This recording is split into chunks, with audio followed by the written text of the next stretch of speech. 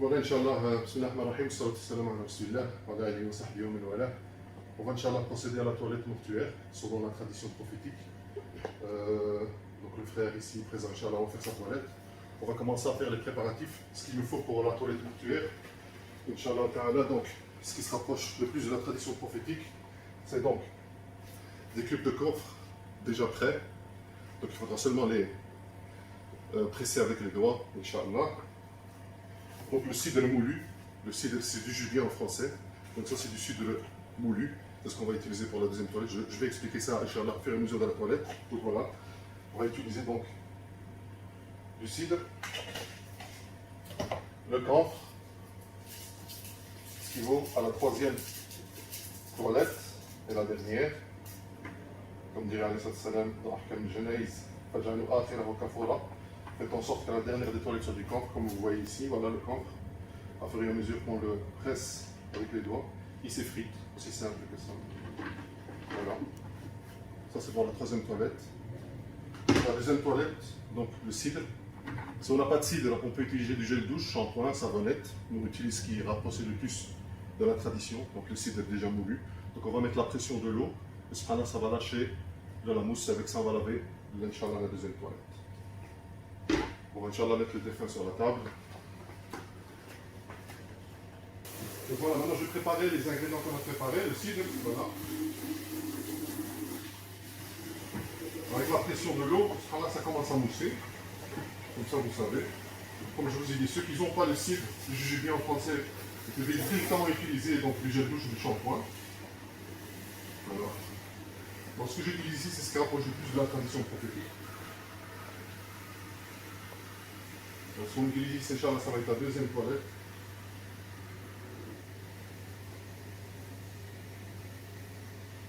Donc la procédure de la toilette mortuaire, on a mis le défunt sur la table, donc le labo, la table d'autopsie. On a dénudé de ses vêtements. On a protégé, donc la protection de ses parties intimes pour l'homme, c'est du nombril jusqu'au genou. Pour la femme qui lave les femmes, c'est du cou jusqu'aux chevilles. Donc la femme n'a pas le droit de laver la femme, poitrine à l'air, genou à l'air, tibia à l'air. Donc c'est vraiment du cou jusqu'aux chevilles. Donc ça, les femmes qui lavent les femmes savent.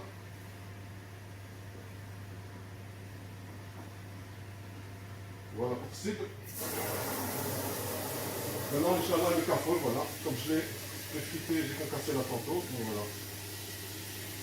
Et le cafol, il a trois vertus. Une de ses premières vertus, c'est que ça parfume le corps. Maintenant, vous n'avez pas l'odeur, mais ça parfume le corps. Sa deuxième des vertus, si le corps est ouvert, ça retarde la décomposition du corps. Et cette troisième vertu, quand on se vue du corps sous terre, c'est qu'il éloigne les vermines sous terre.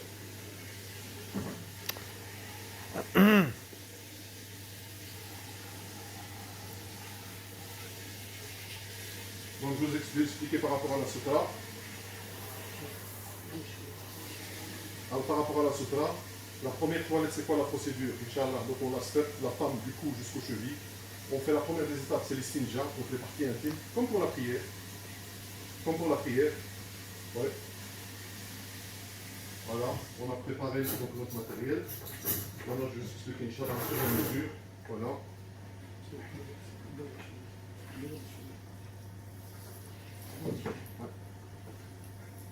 Donc, la sutra, je vous ai expliqué. La première toilette, la procédure, c'est quoi? C'est que on commence par les parties intimes. Je me positionne sur le côté gauche du défunt pour que je puisse faire les parties intimes par ma main gauche, ce qui aussi est rapporté par la tradition. Donc voilà, on fait les parties intimes. Puis les ablutions comme pour la prière. On va faire les ablutions, la main droite, main gauche, la bouche, le nez, le visage, la main jusqu'au coude, et puis le pied droit, le pied gauche parfois. Une fois qu'on a fini, on fait la première toilette avec de l'eau pure, le masafi. C'est la même procédure que Ghusl Janaba ou la Ghusl Jumu'ah. Donc voilà, 3 fois le cuir chevelu, et puis le visage, le côté droit, on va faire la partie supérieure, et puis la partie inférieure comme le défunt est allongé. C'est la même procédure qu'aussi on prenait nos douches, sauf qu'il y en a 3. Donc la deuxième, c'est Inch'Allah avec du cidre, et la troisième avec du café.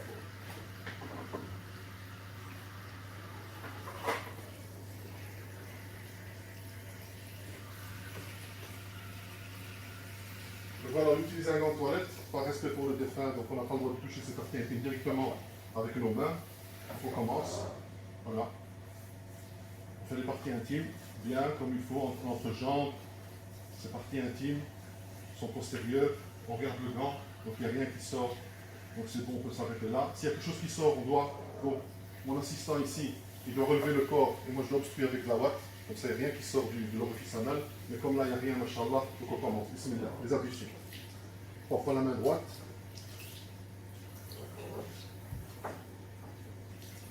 On prend la main gauche. La bouche. 3 fois. Le nez 3 fois. Le visage. Voilà.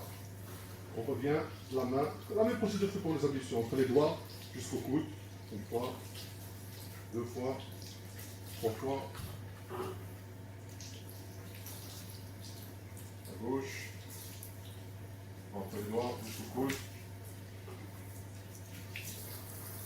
Comme pour la prière, on revient sur le cuir chevelu, les oreilles intérieures, extérieures. Et puis on fait les pieds, donc entre les doigts, 1 fois, 2 fois, 3 fois, pied gauche, entre les doigts, 1 fois, 2 fois, 3 fois, jusqu'aux chevilles. Hein, jusqu'aux chevilles. Maintenant on a fini la première procédure donc, des ablutions. On va commencer la première toilette, le massage. On malaxe 3 fois le cuir chevelu, gauche, droite, voilà. Mon assistant il vient, il me suit avec l'eau, donc quand je suis à la droite, il vient à la gauche, quand je suis à la droite, il vient avec moi sur la droite. On part sur le visage, voilà, la barbe, c'est bon le coup. Donc, partie droite, les aisselles, l'épaule, voilà. Moi je lui lève maintenant la protection, ce drap, comme ça il continue, dans la même trajectoire, jusqu'en bas au pied. Maintenant je lève, la procédure, comment on lève l'épaule, on met le bras à l'intérieur pour que le bras ne tombe pendant la toilette. Donc, je prends l'épaule et le bassin. Je fais un mouvement circulaire vers moi. Voilà, comme ça lui puisse faire maintenant la partie de droite inférieure, donc du côté du dos. Voilà, je dépose le défunt avec tout le respect qui se doit. Maintenant, je fais la partie du gauche, donc les aisselles, bras, il va me lever ce bras, la protection. Voilà. Continue, c'est bon. Après, ils vont me lever le corps. Comme ça, je fais la partie gauche en interne. Voilà, la partie inférieure du côté gauche. Voilà. C'est bon. C'est bien. On a fini la première toilette. La même procédure. Avec la deuxième, on va utiliser du cidre, du jujubier. Si on n'a pas de cidre, comme je vous ai dit auparavant, on peut utiliser du shampoing, du gel douche, et ainsi de suite. Donc moi je fais un peu rapide, hein, parce que c'est l'expérience qui parle, mais vous, vos défunts, vous pouvez les faire à votre aise. Allez, le ressort.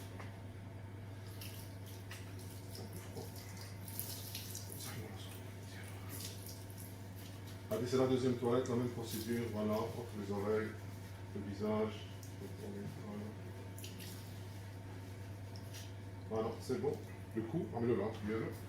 Là. Voilà, côté droit, toujours la même procédure, voilà, stop, sur le bras. Dans le dialogue, les aisselles, voilà. Je lui donne, voilà. Il continue, la même procédure. Comme si le défunt était debout, il prenait sa douche, sauf que là il est allongé. Je prends le bras à l'intérieur de l'épaule bassin, mouvement circulaire vers moi, je le plaque contre moi. Voilà, c'est une technique, comme ça vous savez. Voilà. Je pose bien par respect.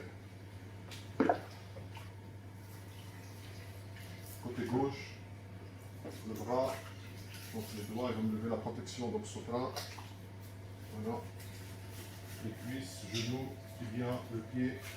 Il va se relever vers lui, je fais la partie inférieure maintenant gauche.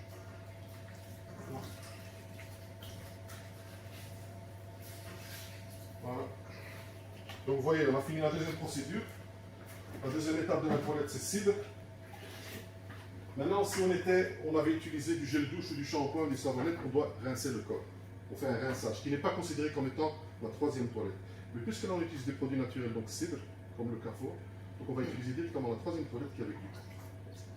Comme je vous ai dit.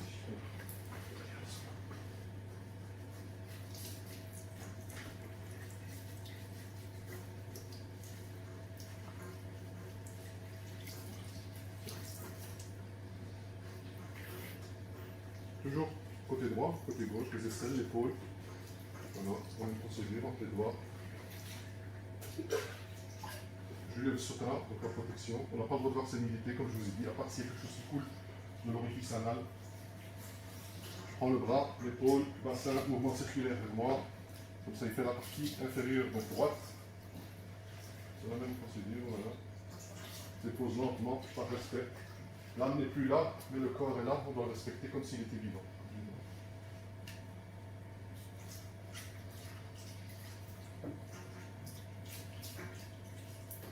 Donc vous avez vu, machallah, la sunna, la tradition. Celui qui se maintient à la tradition se prend c'est que de la facilité. Maintenant, si on venait d'arriver, on va se dire que la toilette n'a même pas encore commencé. On est déjà à la dernière toilette, donc à la troisième. On n'est pas là pour faire une course contre la montre, mais pour vous dire que machallah, celui qui se maintient à la tradition, il a que la facilité. Voilà. On a fini la toilette. Maintenant, normalement, on n'éponge pas, on le laisse sécher. Si on était dans un état islamique, je veux dire avec la chaleur et tout ce qu'il y a, c'est qu'on le laisse sécher. Mais ici, on va, Inch'Allah, le tamponner. Comme ça, il est un peu sec. Alors, toujours la même procédure, hein. Droite-gauche. On prend le dos. Je m'exprime directement en français pour faire court, hein. Comme ça je ne parle pas en arabe en français. Comme ça, Inch'Allah, la majorité des gens peuvent en profiter de cette vidéo, que ce soit la première.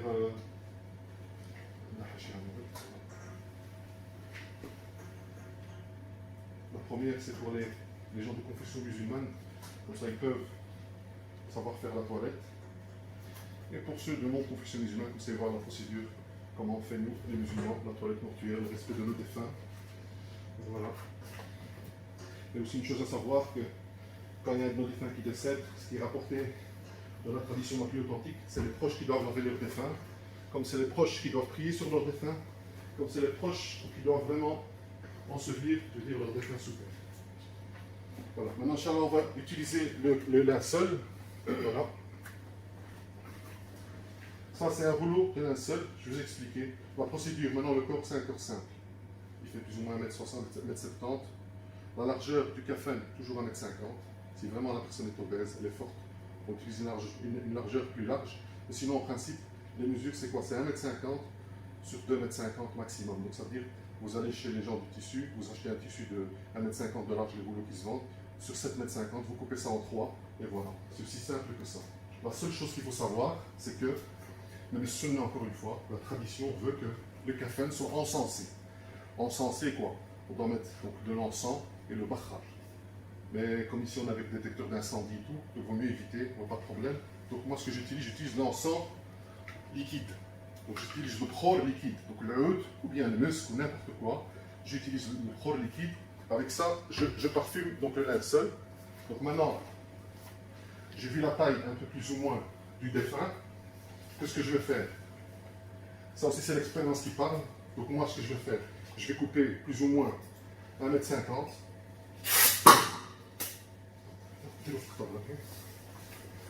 En 3 parties, ça aussi c'est la tradition. Donc 3 étoffes bien distinctes pour les hommes.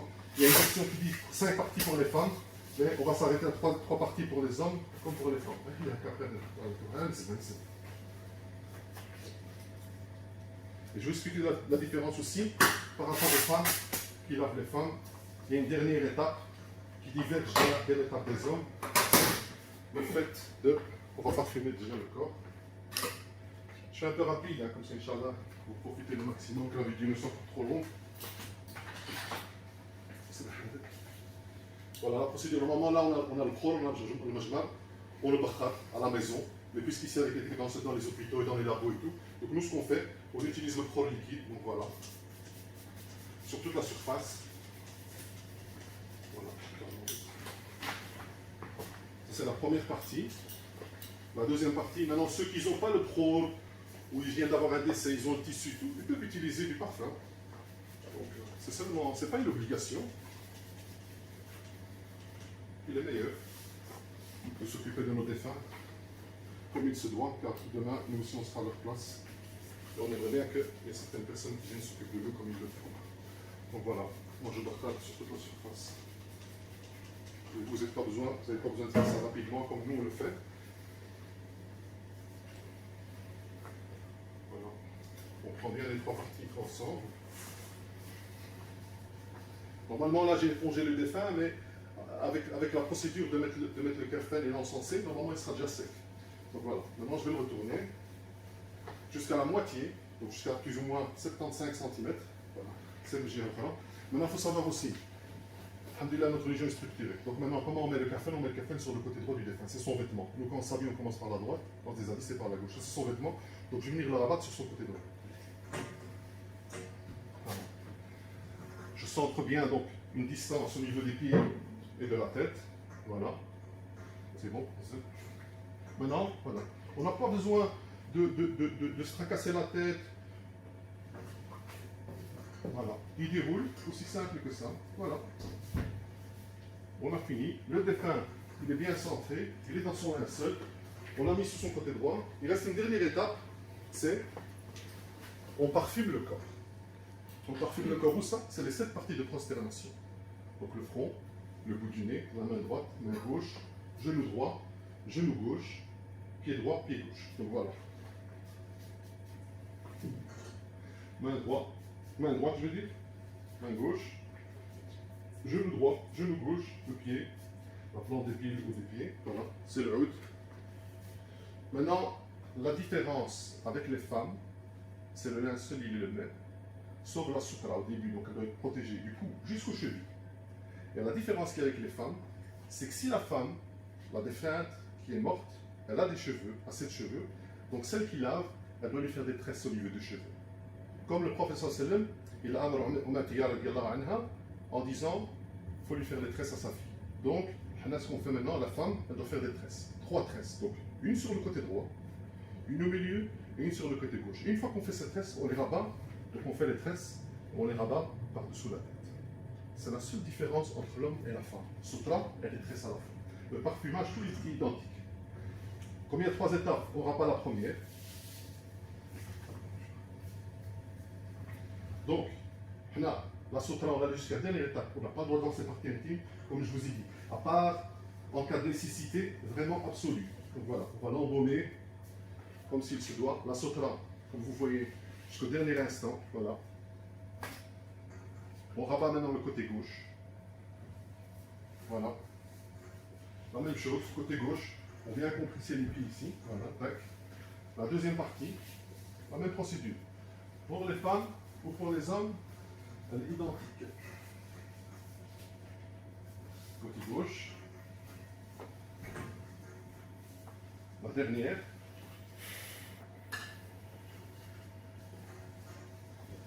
Voilà, on compresse bien. C'est comme si on lui taillait un vêtement. Voilà. Il n'y a pas de pli, il n'y a rien.